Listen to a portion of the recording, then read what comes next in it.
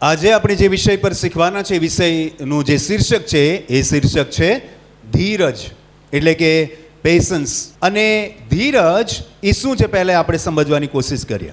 ધીરજ એ એક મનોવૈજ્ઞાનિક વિષય છે, મનોવૈજ્ઞાનિક વિષય છે. ધીરજ એ મનોવૈજ્ઞાનિક વિષય છે, મનોભાવ છે.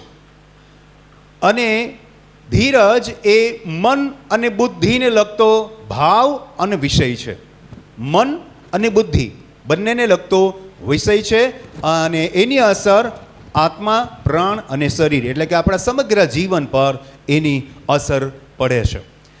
ધીરજ એ એક હકારાત્મક પોઝિટિવ ભાવ છે. ધીરજ એક હકારાત્મક અથવા પોઝિટિવ ભાવ છે. અને ધીરજ એ નિરાશ વ્યક્તિના જીવનમાં એ વ્યક્તિને આશાવાદી બનાવે છે અને નિર્બળ વ્યક્તિને એ બળવાન બનાવે છે. એટલે કે ધીરજ એક મનુષ્યના જીવનને માટે એક પીઠબળ છે, એક શક્તિનું એક સ્ત્રોત બને છે, એક એને આધાર બને છે, એના માટે હિંમતનું કારણ બને છે. અને ધીરજને જો આપણે બીજા શબ્દોમાં કહેવું હોય તો ધીરજ એ મનુષ્યની સહન શક્તિ છે. ધીરજ એ મનુષ્યની સહન શક્તિ છે. મનુષ્યની સહન શક્તિ જેટલી વધારે એટલી એની ધીરજ પણ વધારે. જેટલી સહન શક્તિ ઓછી એટલી એની ધીરજ પણ ઓછી. એટલે સિક્કાની બે બાજુ જેવું છે. ધીરજ છે તો તમને સહન શક્તિ પણ છે, અને સહન શક્તિ નથી તો તમને ધીરજ નથી. એટલે કે સહન શક્તિ છે તો ધીરજ છે, અને ધીરજ છે તો તમને સહન શક્તિ પણ છે. આજનું આધુનિક માનવ જીવન સુપરફાસ્ટ થઈ ગયું છે. દરેક વિષયમાં, દરેક બાબતમાં, જીવનના હરેક તબક્કામાં મનુષ્યને બહુ જલ્દીથી રિઝલ્ટ જોઈએ છે. શોર્ટકટ અપનાવે છે યા સુપરફાસ્ટ કાર્ય જોઈએ છે, પરિણામ જોઈએ છે. અને એ જ સુપરફાસ્ટના કારણે આજે મનુષ્ય ઇન્ટરનેટની સાથે સંકળાયેલો છે. અને એક જમાનામાં 2G ચાલતું હોય તોય સંતોષથી એ નેટ ચલાવતો હતો. ત્યારબાદ 3G આવ્યું, ત્યારબાદ 4G આવ્યું, ત્યારબાદ હમણાં 5Gનો જમાનો છે અને હજી સેટેલાઇટ ઇન્ટરનેટ આવી રહ્યું છે. છતાં મનુષ્યને જે ઇન્ટરનેટની ગતિ છે એ બહુ ધીમી લાગી રહી છે. લગાતાર સંશોધન થઈ રહ્યા છે. આધુનિક અને ઇન્ટરનેટના જમાનામાં લોકો સુપરફાસ્ટ લાઈફ જીવી રહ્યા છે. અને આપણા ભારત દેશની અંદર સુપરફાસ્ટ ટ્રેનોની શરૂઆત થઈ રહી છે, જેની અંદર બુલેટ ટ્રેનની પણ આપણે વાત કરી શકીએ. પરંતુ મનુષ્યના જીવનમાં એવું નથી હોતું. મનુષ્યનું જીવન સહનશક્તિ અને ધીરજથી ભરેલું છે. ધીર ગંભીર સમજદારીથી અને બહુ જ આમ ધ્યાનપૂર્વક એણે જીવન જીવવાનું હોય છે. જીવનની અમુક બાબતો બહુ સુપરફાસ્ટ ભલે હોય, પણ જ્યારે મનોભાવની વાત આવે, પેશન્સની વાત આવે, ધીરજની વાત આવે, સહનશક્તિની વાત આવે ત્યારે એણે ઉતાવળ કરવાની નથી હોતી. એટલે કે ધીરજ એ મનુષ્યના જીવનને સંયમી બનાવે છે. ધીરજ મનુષ્યના જીવનને કંટ્રોલ કરે છે, મનુષ્યના જીવનને સમજવાનો પ્રયાસ કરાવે છે. અને એમ ધીરજ બહુ મહત્વનો માનવીય ગુણ છે, ભાવનાત્મક ગુણ છે. અને જે વ્યક્તિની ધીરજ અને સહનશક્તિ ઘટવા માંડે છે એ વ્યક્તિનું વૈજ્ઞાનિક રીતે એનું મનોભાવ અને એની વ્યવહારિક જીવનમાં વ્યવહારિકતા અને એની વાક્ય ચાતુર્ય એટલે કે બોલવાની છટામાં ફેરફાર થઈ જાય છે. યા તો એ ઉતાવળો થઈ જાય છે, યા તો બિલકુલ મંદ થઈ જાય છે. અમુક વાર ધીરજ ખૂટી જતાં માણસ વ્યસનના રવાડે ચડી જાય છે. ધીરજ ખૂટી જતાં ખોટા વિચારો કરે છે, ખોટી સંગતમાં પડી જાય છે. અને અમુક વાર ઘણા બધા લોકોની સહનશક્તિ અથવા ધીરજની કમીને કારણે એ લોકો આત્મહત્યા કરે છે. અને આવા જ માનવ જીવનને લગતો આ એક વિશેષ ભાવને માટે આજે આપણે શીખવાના છે, ધીરજને માટે. અને એના માટે આપણે અય્યુબનો પુસ્તકનો 6 અધ્યાય 11થી તો આપણે વાંચવાનું છે 15 વચન સુધી. પરંતુ પહેલાં આપણે 11 થી 13 વચન વાંચીએ ને એની અંદર એક ભાગને શીખવાનો પ્રયાસ કરીએ. તમારા મારા વ્યક્તિગત જીવનને દર્શાવે છે. કહે છે, મારું બળ શું છે કે હું સબૂરી રાખું, ધીરજ રાખું, સહન કરું? મારા જીવનમાં કાંઈ બળ નથી. જેના જીવનમાં ધીરજની કમી છે એવા એક વ્યક્તિની વાત છે. અય્યુબના પુસ્તકની અંદર અય્યુબ આ ઉત્તર આપે છે. કેમ કે એ અને હું, તમે અને એ બંને સમાન છે. કેમ કે આપણે મનુષ્ય છે, મનુષ્યને જીવનમાં સુખ પણ છે, દુઃખ પણ છે, આનંદ પણ છે અને નિરાશા પણ છે. અને આવો જ માનવીય સ્વભાવ ધરાવતો અય્યુબ, જેની સહનશીલતાની આપણે વાત કરીએ છીએ, એ જ વ્યક્તિ માનવીય સ્વભાવને કારણે ક્યારેક આટલી બધી નિરાશાની વાત કરે છે. તમારા ને મારા જીવનમાં પણ આવું જ બને છે. મારું બળ શું છે કે હું સબોરી રાખું, હવે કેટલી ધીરજ રાખું, હવે કેટલું, આવું એક માનવીય સ્વભાવ છે. તમારા અને મારા જીવનમાં ઘણી બધી વખત આપણે અમુક પરિસ્થિતિનો સામનો કરી લઈએ છીએ, પરંતુ અમુક પરિસ્થિતિનો સામનો નથી કરી શકતા. ત્યારે આપણે પણ આવું જ બોલીએ છીએ કે મારું બળ શું છે, હવે કેટલી હું ધીરજ યા સબૂરી રાખું, અને મારો અંત કેવો થવાનો છે કે હું ધીરજ રાખું. હવે જુઓ, એ વ્યક્તિ જીવનની જાણે કે આશા છોડી રહ્યો છે. એનો મનોભાવ તમે જુઓ કે એ વ્યક્તિ અંતની વાત કરે છે, શરૂઆતની વાત નથી કરતો, પ્રોત્સાહનની વાત નથી કરતો, ઉન્નતિની વાત નથી કરતો, અંતની વાત કરે છે. નિરાશાવાદીનું જીવન થઈ ગયું છે. એનો મનોભાવ નિરાશાવાદી બની ગયો છે. અને આગળ વચન કહે છે 12મું, શું મારી મજબૂતી પથ્થરની મજબૂતી જેટલી છે? ના. તમારા અને મારા જીવનમાં પણ આવું જ બને છે. ગમે એટલો સુરવીર માણસ કેમ ન હોય, પણ ઘણી બધી વખત જીવનમાં એવા તબક્કાઓ આવે છે, એવી પરિસ્થિતિઓ એના જીવનમાં ઊભી થાય છે કે એ પથ્થર જેવો માણસ પણ પીગળી જાય છે. ઘણી બધી વખત હાર માની લેવી પડે છે. ઘણી બધી વખત નિરાશાનો સામનો કરતા કરતા વ્યક્તિ પોતે નિરાશ થઈ જાય છે અને એનું બળ ઘટી જાય છે. પથ્થર જેવો કઠણ માણસ પણ ઘણી બધી વખત ધીરજ ગુમાવી દે છે, સહનશક્તિ ગુમાવી દે છે. અને એટલે કહે છે કે મારી મજબૂતી શું પથ્થરની જેવી છે કે મારું માંસ એટલે કે આ મારું શરીર પિત્તળનું છે? ના. આ શરીરની વેદનાઓ, બીમારીઓ અને આ શરીર પર જે એને વેદનાઓ થતી હતી, ત્રાહિમામ થતો હતો, મારું શરીર કંઈ પિત્તળ જેવું એકદમ કઠણ શરીર નથી. મારું શરીર પણ દુઃખથી કરાહે છે. મારા શરીરમાં પણ દુઃખ અને વેદના થાય છે. એક વ્યક્તિના મનોભાવની અંદર દુઃખ એને અનુભૂતિ થાય છે, એક વ્યક્તિના બુદ્ધિમાં એને દુઃખનો અનુભૂતિ થાય છે, અને એક વ્યક્તિના શરીરમાં પણ દુઃખની અનુભૂતિ થાય છે. અય્યુબ તમારા અને મારા જેવો બિલકુલ સાધારણ માણસ હતો, સુખ દુઃખનો ભોગી માણસ હતો. એ પણ ક્યારેક પ્રફુલ્લિત રહેતો હતો, અને આજે એવી સ્થિતિ છે કે અંદરથી તૂટી રહ્યો છે, અંદરથી ડામાડોળ થઈ રહ્યો છે. તમારા અને મારા જેવો સાધારણ મનુષ્ય. અને શું કહે છે? શું મારી મજબૂતી પથ્થરની મજબૂતી જેટલી છે કે શું મારું માંસ પિત્તળનું છે? હું પંડે બિલકુલ લાચાર નથી? હા, હું બિલકુલ લાચાર છું. હા, હું બિલકુલ પંડે એટલે પોતે હું બહુ લાચાર થઈ ગયો છે. મારા બાળકો મરી ગયા છે, મારી પત્ની મને છોડીને જતી રહી છે, અને આ સંસારમાં એકલો અટુલો પડી ગયો છે. રસ્તામાં બેઠો છું, ધૂળ અને રાખ નાખું છું. મારું શરીર હું ઠીકરાથી ઘસી રહ્યો છું, મારા શરીરમાંથી લોહી નીકળી રહ્યું છે, મારું શરીર ગંધાઈ રહ્યું છે. હું કેટલો લાચાર છું. અને આવી દર્દનાક સ્થિતિનો સામનો તમે ને મેં જીવનમાં ઘણી બધી વખત કર્યો છે. ઘણી બધી વખત આપણે માંદગીને કારણે ત્રાહિમામ થઈ જાય છે, ઘણી બધી વખત આપણે આર્થિક સમસ્યાને કારણે ત્રાહિમામ થઈ જાય છે, અને ઘણી બધી વખત આપણે વ્યક્તિગત અને પારિવારિક જીવનમાં અમુક સમસ્યાઓનો સામનો કરીએ છીએ. અને જ્યારે સમસ્યાઓનું સમાધાન નથી થતું ત્યારે વ્યક્તિ અંદરથી તૂટી જાય છે. એની હૈયા વરાળ નીકળે છે, એનું અંદરનું મનનું દુઃખ ઠાલવી કાઢે છે, અને કોને કહે અંદરથી તૂટી જાય છે. કોઈને કહેતો પણ નથી. સહેતો જાય છે, મનુષ્ય સહેતો જાય છે, સહેતો જાય છે, ને એક દિવસે ભાંગી પડે છે. અને અહીંયા વચન કહે છે, શું હું પંડે બિલકુલ લાચાર નથી? શું ડહાપણથી કામ કરવાની શક્તિનો મારામાંથી લોપ થયો નથી? તમે જો 11 થી 13 વચન જોશો ને, તો એના દરેક અંતમાં ક્વેશ્ચન માર્ક, સવાલ એટલે કે પ્રશ્ન ચિહ્ન લખેલો છે. કેટલા બધા સવાલોથી ઘેરાયેલો વ્યક્તિ છે. એક વ્યક્તિનું હું ઉદાહરણ આપું છું.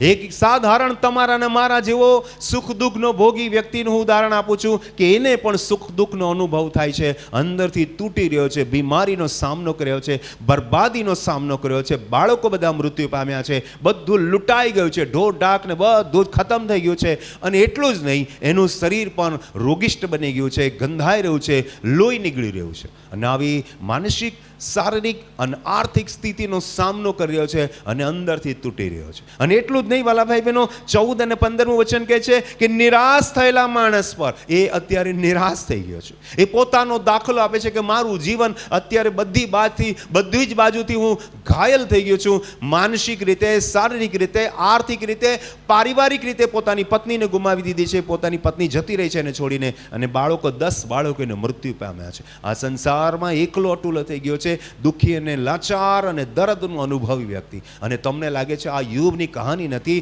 આ અય્યુબની વાસ્તવિકતા નથી, આ વાસ્તવિકતા મારી છે. તમારા અને મારા જીવનમાં ઘણી બધી વખત એવી પરિસ્થિતિઓ આવી છે કે હું ને તમે પરિસ્થિતિનો સામનો નથી કરી શકતા.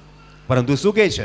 નિરાશ થયેલા માણસ પર તેના મિત્રએ કરુણા રાખવી જોઈએ. હવે પોતાના પર દોષ આપતો આપતો, પોતાની હૈયા વરાળ કાઢતો હવે એના મિત્રોને પણ એ દોષ દેવા લાગ્યો કે આવા મારા જેવા દુઃખી માણસો પર તો મારા મિત્રોએ કરુણા રાખવી જોઈએ. દયા શબ્દ નથી, કરુણા, દયાની પણ ઉપરનો શબ્દ વાપરે છે. મને મદદ કરવી જોઈએ. કોઈ મારે વારે નહીં આવ્યો, કોઈ મારી સંગાતે નહીં આવ્યો, કોઈ મને મદદ નથી કરતો. બધા જ મારા મિત્રો ભાગી ગયા છે, દૂર છે, કોઈ આવ્યું નથી. અને એટલું જ નહીં વાલા ભાઈ બહેનો, તમે બહુ ધ્યાનથી સાંભળો. અય્યુબની હૈયા વરાળ તમે જુઓ. નિરાશ થયેલા માણસ પર તેના મિત્રએ કરુણા રાખવી જોઈએ. અને પાછી એ શંકા અને પાછી એક પ્રકારની નિરાશા બતાવે છે. રખેને તે સર્વશક્તિમાનનો ત્યાગ કરી દે. એક સાધારણ વ્યક્તિ તરીકે એવું કહે છે કે મને જાણે કે ઈશ્વર પ્રત્યેનો વિશ્વાસ હું ગુમાવી દઉં. કદાચ આજે એટલી બધી પરિસ્થિતિ મારી બેહાલ છે કે કદાચ હું ઈશ્વરથી પણ દૂર જતો રહું. કેટલી હદે નિરાશ થઈ ગયેલા વ્યક્તિનું ચિત્ર આપણને મળે છે.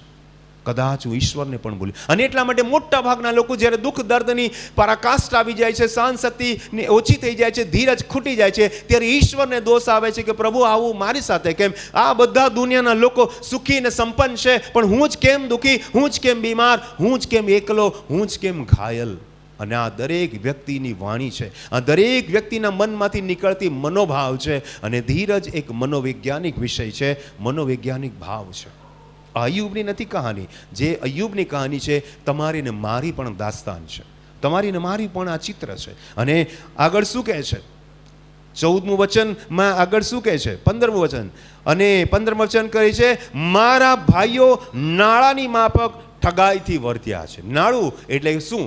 એક નાનકડું પાણીનું એક નાળું જતું હોય, નીક જતી હોય, અને તડકો પડે એટલે એ આપમેળે સુકાઈ જાય. થોડા દિવસની એ નાળામાં પાણી હોય અને પછી નદી નહીં, નાળું, નાનું અમથું જે નાનમથી વીરડી હોય, નાનું અમથું જે નાળું હોય ને, એ અમુક ગરમી પડે, તાપમાન વધી જાય એટલે એ નાળું સુકાઈ જાય. એ જ રીતે મારા જે સગા ભાઈઓ હતા, મારા સગા વહાલા હતા, એ નાળાની માફક સુકાઈ ગયા. ક્યાં જતા રે કાંઈ ખબર નથી. એ નાળાનું પાણી જેમ ગરમીનું તાપ વધતો જાય અને નાળાનું પાણી સુકાઈ જાય, એમ મારા ભાઈઓએ અને મારા સગોએ પણ મને છોડી દીધો છે. કોઈ નથી મારું. અને આમ એક સાધારણ વ્યક્તિની ધીરજ ખૂટી રહેલી દેખાય છે. સાધારણ વ્યક્તિના જીવનમાં વલોપાત અને દુઃખ અને પીડાનો સામનો એ કર્યો છે. પરંતુ ધ્યાન આપો, આ કહાની જો તમારી છે તો હું તમારી કહાનીની અંદર બદલાવ લાવવા માંગુ છું. આ જો વાસ્તવિકતા તમારી છે તો પ્રભુના સેવક તરીકે પરમેશ્વરના વચનો દ્વારા હું તમને પ્રોત્સાહન આપવા માંગુ છું. તાળી પાડીએ આપણે. હાલેલુયા. આપણે વચન વાંચીએ ગીત શાસ્ત્ર તેનો 40મો અધ્યાય અને 1 થી 3 વચન હું તમારા માટે વાંચું છું. ધ્યાનથી સાંભળો. જો તમે અય્યુબની માફક અંદરથી તૂટી ગયા છો, અંદરથી તમારી અંદરથી હૈયા વરાળ નીકળી રહી છે, અંદરથી તમે દુઃખ અને પીડાને વ્યક્ત કરી રહ્યા છો, ચારે કોરથી તમારા પર દબાણ છે, બીમારી છે, સમસ્યાઓ છે, આર્થિક દેવું ને ચિંતાઓ છે, પણ યાદ રાખો પ્રભુનું વચન આવા લોકો માટે ગીત શાસ્ત્ર 40મા અધ્યાયના 1 થી 3 વચનમાં કહે છે, મેં, હાલેલુયા, મેં, વ્યક્તિગત મામલો છે. તાળી પાડીએ આપણે. હાલેલુયા. મેં ધીરજથી યહોવાની વાટ જોઈ. તાળી પાડીએ આપણે. હાલેલુયા. જો તમે આજે દુઃખનો સામનો કરો છો, જો તમારી સહનશક્તિ કમ થઈ ગઈ છે, જો તમે અંદરથી તૂટી રહ્યા છો, તો આ વચન તમને વ્યક્તિગત પ્રોત્સાહન આપતા કહે છે, મેં ધીરજથી યહોવાની વાટ જોઈ, પરમેશ્વરની વાટ જોઈ. આજે પરમેશ્વરની વાટ જો. તમારા મિત્રો કદાચ તમને છોડીને જતા રહ્યા છે, તમારા ભાઈઓને, તમારા સગાએ તમને નથી જોયા, તમે બીમાર છો, સમસ્યામાં છો, આર્થિક કર્જામાં છો, માનસિક તણાવ હેઠળ છો, પણ કાંઈ વાંધો નહીં. પરમેશ્વરનું વચન આજે રાત્રે તમને હિંમત આપે છે, ધીરજ ધરવાની તમને પ્રેરણા આપે છે. મેં ધીરજથી યહોવાની વાટ જોઈ અને તેણે કાન દઈને મારી અરજ સાંભળી. તાળી પાડી આપણે. હાલેલુયા. કોઈ તમારો મિત્ર, કોઈ તમારો સગો, કોઈ તમારો અંગત વ્યક્તિ તમને સહાય કરે કે નહીં કરે, તમારું દુઃખ અને તમારી પીડા સાંભળે કે નહીં સાંભળે, પણ યાદ રાખો, એક આ દુનિયાનો માલિક છે, જેના પર તમે ભરોસો કરશો, એના પર ધીરજથી એની વાટ જોશો, તો પ્રભુનું વચન કહે છે કે તેણે કાન દઈને મારી અરજ સાંભળી. મારી અરજ કોઈ સાંભળતું નહોતું, પણ પરમેશ્વરે મારી અરજ કાન દઈને સાંભળી. તેણે મને નાશના ખાડામાંથી તથા ચીકણા કાદવમાંથી ખેંચી કાઢ્યો. તાળી પાડી આપણે. હાલેલુયા. અગાઉના વચનમાં આપણે જોઈ ગયા અયુબમાં કે મારો અંત કેવો થશે, અંતની વાત કરતો હતો, નાશની વાત કરતો હતો. પણ પરમેશ્વરનું વચન આવા વ્યક્તિને, તમારા ને મારા જેવા વ્યક્તિને, દુઃખી અને લાચાર વ્યક્તિને, મનથી તૂટેલા વ્યક્તિને પ્રભુનું વચન કહે છે કે તેણે મને, વ્યક્તિગત કહે છે, મને નાશના ખાડામાંથી તથા ચીકણા કાદવમાંથી ખેંચી કાઢ્યો. તેણે મારા પગ ખડક પર ગોઠવ્યા. તાળી પાડીએ આપણે હાલેલુયા. સ્થિરતા અને સ્ટેબિલિટીની વાત પ્રભુ કરે છે. તમે ડામાડોળ છો તમારા વિશ્વાસમાં. લખ્યું છે અયુબના પુસ્તકમાં, આપણે વાંચી ગયા કે કદાચ સર્વશક્તિમાન પરમેશ્વરનો ત્યાગ કરી દે, એનો વિશ્વાસ ડામાડોળ થઈ જાય તો હું પરમેશ્વરને ભૂલી જાઉં, આત્મહત્યા કરેલો, આમ કરું તેમ કરું. પણ નહીં, પરમેશ્વરનું વચન તમને હિંમત આપતા કહે છે તેણે મારા પગ ખડક પર ગોઠવ્યા અને મારા ડગલા, મારા એક એક પગલા, મારા જીવનની એક એક ઘડી એણે સ્થિર કરી દીધી. તાળી પાડી આપણે હાલેલુયા. પ્રભુને મહિમા આપી આ વચન દ્વારા. અને ત્રીજું વચન કહે છે તેણે નવું ગીત, નવું ગીત. માનવીય વિચારધારા અને માનવીય મનોભાવ પ્રમાણે છે ને, જ્યારે માણસ ગમગીન થઈ જાય ને તો ઘણી બધી વખત ગમગીન ગીતો સાંભળતા હોય. ફિલ્મી ગીતો જે હોય છે ને એ ગમવાળા ગીત, સેડ સોંગ્સ જેને કહેવાય, એ સાંભળતા હોય. પણ ઈશ્વર એવા લોકોના જીવનમાં આજે રાત્રે કામ કરવા માંગે છે. આ સંદેશ ઓનલાઈન ઓફલાઈન સાંભળતા લોકોને પ્રભુના દાસ તરીકે હું કહેવા માંગુ છું કે પરમેશ્વર એ ગમના ગીતો નહીં, તમારા જીવનમાં નવો આનંદનું ગીત આપવા માંગે છે. તાળી પાડીએ આપણે હાલેલુયા. તેણે નવું ગીત એટલે આપણા પરમેશ્વરનું સ્તોત્ર મારા મુખમાં મૂક્યું છે. ઘણા તે જોશે અને બીસે અને યહોવા પર ભરોસો રાખશે. તાળી પાડીએ આપણે હાલેલુયા. અગાઉ જ્યારે અયુબના 6ઠ્ઠા અધ્યાયમાં આપણે 11 થી 13 વચન જોઈ ગયા હતા ને, એમાં સવાલ અને સવાલ હતા. પણ અહીંયા જવાબ અને વ્યક્તિગત મેં લખ્યું છે, મને લખ્યું છે, પછી લખ્યું છે મારા લખ્યું છે, મને ગીત આપ્યું છે. અને મારા મુખમાં તમે જો વ્યક્તિગત અંગીકાર કરે છે. એક સમયે આ વ્યક્તિગત નકારાત્મક વાત કરે છે તો એ બીજા વચનો આપણને પુસ્તક બદલાય છે. અયુબ પછી પુસ્તક આવે છે ગીત શાસ્ત્ર. એ જ રીતે વાલા ભાઈ બહેનો, આજે સામ છે, આજે રાત્રિ છે, આજે દુઃખની ઘડી છે, આજે વિલાપની રાત્રિ છે. કાંઈ વાંધો નહીં, સવાર થવાની છે. બહુ જલ્દીથી સૂરજ ઉગવાનો છે. તમારા જીવનમાં એક નવો દિવસ, નવો સૂર્ય ઉગવાનો છે. તાળી પાડીએ આપણે હાલેલુયા. લૂકની લખેલી સુવાર્તા 8મો અધ્યાય 14 અને 15મું વચન તમારા અને મારા જીવનની વાસ્તવિક પરિસ્થિતિનું વર્ણન કરે છે. જે વચનો મેં તમને ગીત શાસ્ત્રમાંથી બતાવ્યા, હવે હું તમને નવા કરારમાં લઈ જવા માંગુ છું. જે કાંટાઓમાં પડ્યા તે એ છે કે જેઓએ વચન સાંભળ્યું અને પોતાને માર્ગે ચાલતા ચાલતા સંસારની ચિંતા, દ્રવ્ય તથા વિલાસથી દબાઈ જાય છે અને તેઓને પાકું ફળ આવતું નથી. જે વચનો મેં તમને ગીત શાસ્ત્રમાંથી કીધા, એ વચનો પર જો તમે ધ્યાન નથી આપ્યું તો વાલા ભાઈ બહેનો, તમારી પરિસ્થિતિ આ વચનમાં જે છે તેના જેવી છે. આ સંસારની મોહમાયાને કારણે, આ સંસારના ચિંતાઓને કારણે, આ સંસારના દુઃખ અને વિપત્તિને કારણે તમે ઈશ્વરના વચનોને અવગણી રહ્યા છો યા ઈશ્વરના વચનોને ધ્યાનથી સાંભળતા નથી, તો તમારા જીવનમાં સારા પરિણામની તમે આશા નહીં રાખશો. ઈશ્વરના વચન પર જો તમે આશા રાખશો, પરમેશ્વરના વચનોને ગ્રહણ કરશો, એ વચનોને મજબૂતીથી પકડી રાખશો, તો તમારા જીવનમાં શું થવાનું છે જોઈએ. 15મું વચન કહે છે તમારા જીવનમાં જો તમે ઈશ્વરના વચન પર ધ્યાન આપશો તો પરિણામ બદલાઈ જશે. સારી ભોંયમાં પડેલા એ છે કે જેઓ સાંભળીને ચોખ્ખા તથા રોડા દિલથી વચન ગ્રહણ કરે છે ને ધીરજથી ફળ આપે છે. તાળી પાડી આપણે હાલેલુયા. એક ઝાડને તમે રોપો છો તો તાત્કાલિક 2 દિવસ 5 દિવસ યા થોડા જ મહિનાઓમાં એ તમને ફળ નથી આપવાનું. એનો સમય આવશે ત્યારે એ ઝાડ, એ જે છોડ છે એ ઝાડ બનશે, વટવૃક્ષ બનશે, મોસમ આવશે, ફૂલો આવશે, ફળો આવશે અને એમ એ ઝાડ એ તમને ફળ આપશે. એ જ રીતે તમારા જીવનને પણ નિહાળો. તમે કાંટાઓ અને ઝાંખરામાં ભેરવાયા છો, તમે ચિંતામાં છો, તમે દ્રવ્યની પાછળ ભાગી રહ્યા છો, વિલાસ એટલે કે વૈભવની પાછળ અને દુનિયાદારીની પાછળ તમે ભાગી રહ્યા છો, તો અને ઈશ્વરના વચન પર તમારું ધ્યાન નથી, તો તમારી ધીરજ તમને કાંઈ કામ નથી લાગવાની. તમારી સહન શક્તિ પણ ઘટી જવાની છે અને કદાચ તમારી પરિસ્થિતિ વધારે બગડી જશે. પણ 15મા વચન પ્રમાણે તમે ઈશ્વરના વચનને હૃદયમાં સ્વીકાર કરશો, એના પર તમે મનન કરશો, એના અનુસાર તમે ચાલશો, તો તમારા જીવનમાં પ્રભુ તમને ધીરજ આપશે અને સારા ફળોથી તમને ભરપૂર કરશે. તાળી પાડી આપણે હાલેલુયા. લૂકની લખેલી સુવાર્તા 21 અધ્યાય 19 વચનમાં પ્રભુનું વચન કહે છે, તમારી ધીરજથી તમે તમારા જીવને બચાવશો. તાળી પાડી આપણે હાલેલુયા.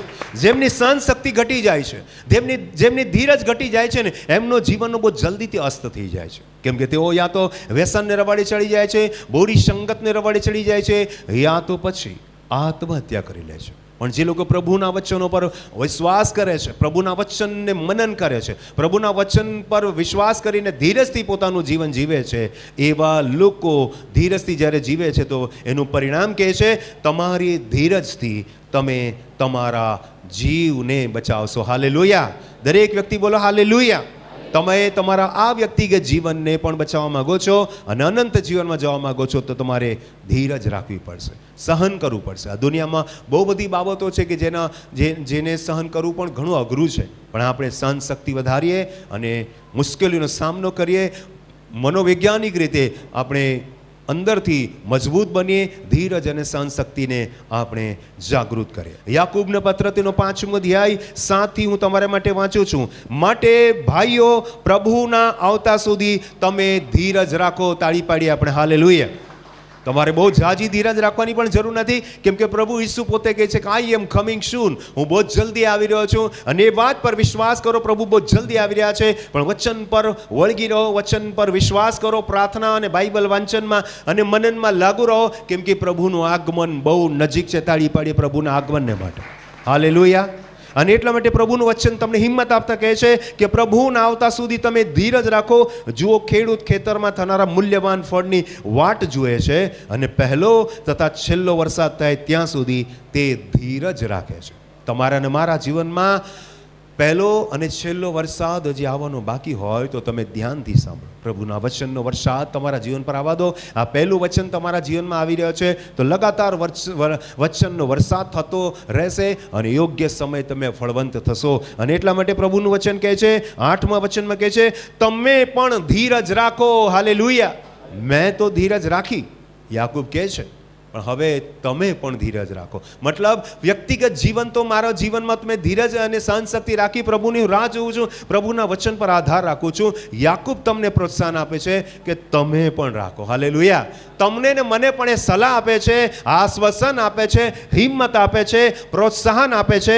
તમે પણ ધીરજ રાખો અને તમારા મન દ્રઢ રાખો. તાળી પાડીએ આપણે હાલેલુયા. એક હિંમતવાન વ્યક્તિ બીજા વ્યક્તિને હિંમત આપે, પણ એક નિરાશ વ્યક્તિ બીજાને નિરાશ ચહેરો બતાવે તો બીજો વ્યક્તિ પણ નિરાશ થઈ જાય. પણ જે લોકો પ્રભુના વચન પર વિશ્વાસ કરે છે એવા લોકોના ચહેરા પર હર પરિસ્થિતિમાં હિંમત આવે છે. અને એવા લોકો હિંમતવાન બનીને બીજાઓને પણ હિંમત આપવાનું કારણ બને છે, સાક્ષીરૂપ બને છે. અને એટલે તમે પણ ધીરજ રાખો, તમારા મન દ્રઢ રાખો, કેમ કે પ્રભુનું આગમન નજીક છે. તાળી પાડી આપણે હાલેલુયા.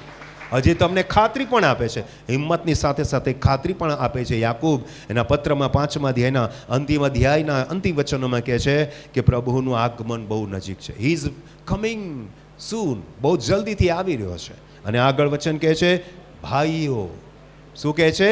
ભાઈઓ. 7મા વચનમાં પણ લખ્યું છે એ માટે ભાઈઓ, અને 9મા વચનમાં પણ કહે છે ભાઈઓ. અયુબના પુસ્તકમાં જોયું હતું કે એના ભાઈઓ અથવા સગાવાલા પણ નાળાની જેમ દૂર થઈ ગયા હતા, સુકાઈ ગયા હતા. પણ અહીંયા પ્રોત્સાહન આપતા વચનોમાં 2 વખત ભાઈઓ પ્રોત્સાહન આપતા કહે છે કે તમે ભાઈઓ છો, તમે ભાઈઓ છો. અને કહે છે ભાઈઓ, તમારો ન્યાય કરવામાં ન આવે માટે એકબીજાની સામે બળબડાટ ન કરો, કેમ કે એનાથી પણ ધીરજ ખૂટી જાય છે. ઘણી બધી વખત નિરાશાવાદી વલણ, નિરાશાવાદી શબ્દોથી લોકોનું દિલ તૂટી જાય છે. એટલે બળબડાટ ન કરો. જો ન્યાયાધીશ બારના આગળ ઊભો રહે છે. તાળી પાડી આપણે હાલેલુયા. 3 વખત આ જ બાબતને ઉલ્લેખ કરે છે. પહેલા કે છે પ્રભુના આવતા સુધી, પછી કે પ્રભુનું આગમન નજીક છે, અને હવે એમ કે છે કે બિલકુલ બારના પાસે ઊભો છે. તાળી પાડી આપણે હાલેલુયા. 3 પ્રક્રિયામાં તમે જોશો તો ઈસુનું આગમન બિલકુલ નજીક બતાવે. પહેલાં કહે છે કે આવતા સુધી, એટલે આવી રહ્યો છે. પછી કહે કે આ બહુ નજીક છે. અને ત્રીજા શબ્દોમાં કહે છે બિલકુલ બારના આગળ ઊભો છે. હિંમત આને કહેવાય, ધીરજ આને કહેવાય. જો કેટલી તમને હિંમત આપે છે. અને આગળનું વચન શું કહે છે? આપણે 11 સુધી વાંચવાનું છે. ત્રીજી વખત પાછું કહે છે મારા ભાઈઓ. આ યાકૂબ તમને હિંમત આપતા કહે છે, મારા ભાઈઓ, દુઃખ સહન કરવામાં તથા ધીરજ રાખવામાં જે પ્રબોધકો પ્રભુના નામથી બોલ્યા તેઓનો દાખલો લો. તાળી પાડી આપણે હાલેલુયા. યાકૂબ એમ નથી કહેતો કે ભાઈ મારો જ દાખલો લો, કેમ કે આ તો અંતિમ પુસ્તકોમાં અંતિમ વ્યક્તિ છે, એટલે નવા કરારના અંતિમ પુસ્તકોમાં છે યાકૂબ, અને પછી આપણે જોઈશું તો ધીરે ધીરે પ્રકટીકરણ સુધીના બહુ ઓછા પુસ્તકો આવશે. એટલે કે યાકૂબ પોતાનો દાખલો તો આપે જ છે, પણ એ બીજાઓનો પણ દાખલો આપતા કહે છે, પ્રબોધકોનો પણ દાખલો આપતા કહે છે કે એમના જીવનમાં પણ કેટલી બધી તકલીફ આવી. ઇબ્રાહિમના જીવનમાં આવી, અને લોતના જીવનમાં આવી, કંઈ કેટલાય પ્રભુના દાસો દાઉદ પર આવી, સાઉલ પર આવી, સુલેમાન પર આવી, ઘણા બધા દાસોની વાત કરી, ખાસ કરીને એલિયાની વાત કરીએ, એલિશાની વાત કરીએ, મોટા મોટા પ્રબોધકો પર મોટી મોટી વિપત્તિઓ પણ આવી, પણ તેઓ પ્રભુમાં વિશ્વાસયોગ્ય બની રહ્યા. અને કહે છે કે ભાઈઓ, દુઃખ સહન કરવામાં તથા ધીરજ રાખવામાં જે પ્રબોધકો પ્રભુના નામથી બોલ્યા તેઓનો દાખલો લો, જેઓએ સહન કર્યું હતું. Hallelujah, hallelujah. ધીરજ અને સહન શક્તિ એકબીજાના પર્યાય છે, એકબીજાના પર્યાય એટલે એકબીજાની સાથે ચાલે છે. તમારી ધીરજ વધારે છે તો સહન શક્તિ પણ વધારે છે. જેઓએ સહન કર્યું હતું તેઓને ધન્ય છે. જો તે લોકોએ સહન કર્યું અને જીતીને અનંત જીવનના વારસદાર બન્યા, તો તમે પણ સહન કરીને ધન્ય બનીને અનંત જીવનના વારસદાર બનો. તાળી પાડીએ આપણે હાલેલુયા. અને આગળ કહે છે, એમ આપણે માનીએ છીએ. તમે અય્યુબની સહનશીલતા વિશે સાંભળ્યું છે. મેં શરૂઆત કરેલી અય્યુબની એક નકારાત્મક વિચારધારા હતી. અય્યુબના જીવનમાં એટલી બધી તકલીફો કે એક ક્ષણે એ નિરાશ પણ થઈ ગયો હતો. તમારા ને મારા જેવો સીધો સાદો માણસ, તમારા ને મારા જેવો. અને એટલે એના જીવનમાં ક્યારેક હતાશા પણ આવી જાય અને ક્યારેક હિંમત પણ આવી જાય. અને એક સમય જ્યારે એના જીવનમાં એવી પણ ક્ષણ આવી હતી કે જેણે એને નકારાત્મક વિચારધારાથી વાત કરી હતી, પણ એનો અંત આપણે એવો નથી જોતા. એના અંતમાં આપણે જોઈએ છે કે એને જે કંઈ ગુમાવ્યું હતું તો બમણું મળ્યું, અને એની જે પત્ની જતી રહી હતી એને છોડીને, એ પણ એની પાસે આવી હતી. અને એટલું જ નહીં, એના મિત્રો પણ એની પાસે આવ્યા હતા, અને બધાએ એને ઘરેણા યા અંગૂઠી આપી હતી અને એને ધનવાન બનાવી દીધો. અને અય્યુબની સ્થિતિ જે હતી પહેલા કરતા બમણી આશીર્વાદિત થયો. તાળી પાડી આપણે હાલેલુયા. તો અહીંયા આપણે જોઈએ કે અય્યુબની સહનશીલતા વિશે તમે સાંભળ્યું છે, અને પ્રભુથી જે પરિણામ આવ્યું તે ઉપરથી તમે જોયું છે. કોનું પરિણામ? પ્રભુ તરફથી. આપણું પરિણામ વિશે આપણે વિચાર નહીં કરીએ, એ તો બધું સારું થવાનું છે. આપણે પોઝિટિવ વિચારધારા રાખીએ, હકારાત્મક વલણ રાખીએ, કેમ કે ધીરજ એક હકારાત્મક વલણ છે, હકારાત્મક વિચારધારા છે. અને આગળ લખ્યું છે, પ્રભુથી જે પરિણામ આવ્યું તે ઉપરથી તમે જોયું છે. પ્રભુ ઘણો દયાળુ તથા કૃપાળુ છે. તાળી પાડી આપણા પ્રભુને. હા, લોકો કદાચ તમારો ત્યાગ કરશે, લોકો તમને દ્વેષ કરશે, લોકો તમારી વિરુદ્ધમાં બોલશે, વાંધો નહીં. એક વાત નિશ્ચિત જાણી લો, જેનું કોઈ નથી એનો પ્રભુ છે. તાળી પાડી આપણે હાલેલુયા. એટલે પ્રભુ ઘણો દયાળુ છે અને ઘણો કૃપાળુ છે. બીજો પિતર તેનો પહેલો અધ્યાય 2 વચનથી લઈને 8મા વચન સુધી આપણે વાંચીએ. પરમેશ્વરને તથા આપણા પ્રભુ ઈસુ ખ્રિસ્તને ઓળખવાથી તમારા પર કૃપા તથા શાંતિ પુષ્કળ થાવ. તાળી પાડી આપણે હાલેલુયા. જ્યારે સંદેશની શરૂઆત કરેલી ઘણી નકારાત્મક બાબતોથી આપણે કરી, કે હતાશા, નિરાશા, એટલે હદ સુધી કે હું કંઈ, મારું શરીર કંઈ પથ્થર છે, મારું મન કંઈ પિત્તળ છે, મારા મિત્રો પણ આવા છે, મારા ભાઈઓ પણ આવા છે, મારા સગા પણ. બિલકુલ નકારાત્મક મનોભાવથી આપણે શરૂઆત કરેલી, પણ બિલકુલ નકારાત્મક મનોભાવથી હું અંત નહીં કરીશ. બિલકુલ પોઝિટિવલી, બિલકુલ હકારાત્મક હું વાત કરીશ. અને વચન કહે છે કે પરમેશ્વરને તથા આપણા પ્રભુ ઈસુ ખ્રિસ્તને ઓળખવાથી તમારા પર કૃપા તથા શાંતિ પુષ્કળ થાવ. જેની ધીરજ ઘટી ગઈ છે એવા લોકોને પ્રભુનું વચન આશીર્વાદ આપતા કહે છે, તમારા પર પ્રભુની કૃપા તથા શાંતિ પુષ્કળ થાવ. એણે પોતાના મહિમા વડે તથા સાત્વિકતાથી આપણને બોલાવ્યા. તાળી પાડી આપણે હાલેલુયા. કોઈ તમને બોલાવતું નથી, કોઈ તમારી સંભાળ નથી લેતું, બધાએ તમારો ત્યાગ કરી દીધો. કાંઈ વાંધો નહીં, યાદ રાખો પ્રભુ તમને બોલાવે છે. તાળી પાડી આપણે હાલેલુયા. એટલા માટે માથી 11મો અધ્યાય 28મા વચનમાં પ્રભુનું વચન કહે છે, ઓ વૈતરું કરનારા તથા ભારથી લદાયેલા હો, તમે સગળા મારી પાસે આવો, હું તમને વિશ્રામો, શાંતિ અને આનંદ આપીશ. તાળી પાડીએ પ્રભુના વચનને માટે. એણે પોતાના મહિમા વડે તથા સાત્વિકતાથી આપણને બોલાવ્યા. એને ઓળખવાથી તેના ઈશ્વરીય સામર્થ્ય આપણને જીવન તથા ભક્તિભાવને લગતા સઘળા વાના આપ્યા છે. તાળી પાડી આપણે હાલેલુયા. ત્યાં આપણે નાશની વાત કરતો હતો. અય્યુબના વચનમાં પહેલા અય્યુબના પુસ્તકમાં જો કે શરૂઆતમાં કે નાશ ને અંત ને આવી વાત ચાલતી હતી. જ્યારે અહીંયા જીવન અને ભક્તિ ભાવને લગતા કેવા સઘળા સારા વાના પ્રભુ તમને આપવા માંગે છે. ચોથા વચનમાં લખ્યું છે, તેનાથી તેણે આપણને મૂલ્યવાન તથા અતિશય મોટા વચનો આપ્યા છે. મૂલ્યવાન અને અતિશય મોટા. ત્યાં આપણે નકારાત્મક, નિરાશા અને અંતની વાત કરતા હતા. અહીંયા અતિશય મોટા અને મૂલ્યવાન વચનોની આપણે વાત કરીએ છીએ, જેથી તેઓ દ્વારા જગતમાંની જે દુર્વાસનાથી દુષ્ટતા થાય છે તેથી છૂટીને પરમેશ્વરે સ્વભાવના ભાગીદાર તમે થાવ. હાલેલુયા. પરમેશ્વરના સ્વભાવના ભાગીદાર બનો. નકારાત્મક મનોભાવ નહીં રાખો. ધીરજ તમને ઈશ્વરીય ગુણો તરફ લઈ જાય છે. આગળનું વચન કહે છે, એ જ કારણ માટે સંપૂર્ણ પરિશ્રમ કરીને તમે પોતાના વિશ્વાસની સાથે ચારિત્ર. જુઓ, ધીરજ જ્યાં આવે છે ને ત્યાં શું બને છે? એ જ માટે સંપૂર્ણ પરિશ્રમ કરીને તમે પોતાના વિશ્વાસની સાથે ચારિત્ર. ચારિત્ર મતલબ કેરેક્ટર.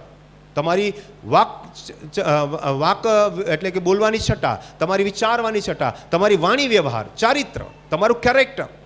જે લોકો નિરાશ થઈ જાય છે ને એકલા રહેવાનું પસંદ કરે છે. નિરાશ થઈ જાય તો ચીડિયો સ્વભાવ થઈ જાય છે. નિરાશ હોય તો ગમે તેની સાથે ઝઘડો કરી નાખે છે. પણ જ્યારે ઈશ્વરીય વચન એના જીવનમાં કામ કરે છે, જ્યારે ઈશ્વરનો પવિત્ર આત્માની શાંતિ એના જીવનમાં કામ કરે છે, જ્યારે પવિત્ર આત્માનો આનંદ એના જીવનમાં કામ કરે છે, તેનું ચારિત્ર, એનું કેરેક્ટર ઉભરી આવે છે. તાળી પાડી આપણે હાલેલુયા. એનું ચારિત્ર ચમકી જાય છે. તાળી પાડી આપણે હાલેલુયા. એનું ચારિત્ર યાકૂબના જીવનની જેમ, અય્યુબના જીવનની જેમ એક આદર્શ અને એક સાક્ષીરૂપ બની જાય છે. તાળી પાડી આપણે હાલેલુયા. અને એટલા માટે પ્રભુનું વચન કહે છે કે તમે પોતાના વિશ્વાસની સાથે ચારિત્ર ને ચારિત્રની સાથે જ્ઞાન. ત્યાં અજ્ઞાનતાની, નિરાશાની વાત કરતા હતા. હવે શું અંતમાં જ્ઞાન ને જ્ઞાનની સાથે સંયમ. તાળી પાડી આપણે હાલેલુયા. ત્યાં જ્યારે ધીરજ ખૂટી જાય છે ને ત્યારે માણસ સંયમ ગુમાવી દે છે, ગુસ્સેલ બની જાય છે, દારૂ નારવાડે ચડી જાય છે, વ્યસનમાં જતો રહે છે, વ્યભિચારમાં જતો રહે છે, આત્મહત્યા કરે, સંયમ ચૂકી જાય છે. પણ જેના જીવનમાં ધીરજ અને સહનશક્તિ અને પરમેશ્વરનું વચન, પવિત્ર આત્માનું કામ થાય છે, તેના જીવનમાં સંયમ આવી જાય છે. ને સંયમની સાથે ધીરજ. તાળી પાડી આપણે હાલેલુયા. સંયમની સાથે ધીરજ ને ધીરજની સાથે ભક્તિભાવ ને ભક્તિભાવની સાથે બંધુ પ્રીતિ. એટલે બધાની સાથે પ્રેમથી રહેવાનું, કોઈની સાથે ઝઘડો હોય કકડાટ નહીં કરવાનો.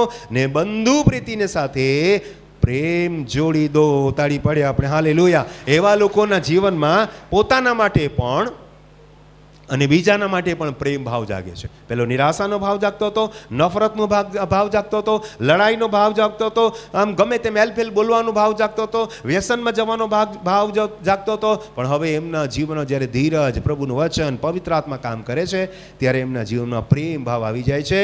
અને 8મા વચનમાં લખ્યું છે, અંતિમ વચન આપણે વાંચે, કેમ કે જો એ સગળા તમારામાં હોય તથા તેઓની વૃદ્ધિ તમારામાં થાય તો તેઓ આપણા પ્રભુ ઈસુ ખ્રિસ્તના જ્ઞાન વિશે તમને આળસુ તથા નિષ્ફળ થવા દેશે નહીં. તાળી પાડી આપણે હાલેલુયા. જે લોકો ધીરજ રાખે છે, જે લોકો સહન કરે છે, જે લોકો વિશ્વાસ કરે છે, જે લોકો વચન પ્રમાણે ચાલે છે, જેઓ પવિત્ર આત્માથી ભરપૂર છે ને, એ લોકો ક્યારેય આત્મિક જીવનમાં યા વ્યાવહારિક જીવનમાં નિષ્ફળ પણ નથી થતા અને આળસુ પણ નથી થતા. જ્યારે ધીરજ ખૂટી જાય છે ત્યારે માણસ નિષ્ફળ જાય છે, આળસુ બની જાય છે અને બેફામ જીવન જીવે છે. પણ જ્યારે પરમેશ્વરનું વચન અને આ સંદેશ જ્યારે તમારા જીવનમાં કામ કરે છે ત્યારે તમે અંદરથી ઉત્સાહિત બની જાઓ છો, પ્રોત્સાહિત બની જાઓ છો અને કદી તમે જીવનમાં નિષ્ફળ નથી થતા.